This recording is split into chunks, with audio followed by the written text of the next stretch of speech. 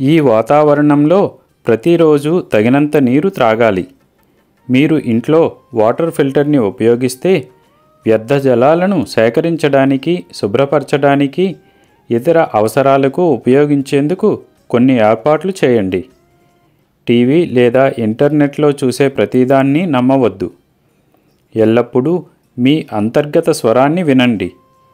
మీ సహజమైన సామర్థ్యాలను పదును పెట్టడానికి, మీ చుట్టూ ఉన్న శక్తులను అర్థం చేసుకోవడానికి ప్రతిరోజు ధ్యానం చేయండి.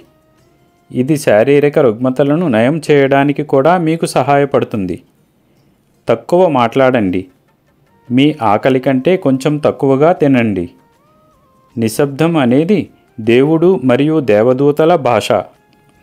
మీ మాటలు విఫలమయ్యే పరిస్థితులకు ఇది ఉత్తమ సమాధానం. కాబట్టి దైవిక శాంతియుత మౌనాన్ని స్వీకరించండి. నా ఆశీస్సులు మీకు ఎల్లప్పుడూ ఉంటాయి. అల్లా మాలిక్.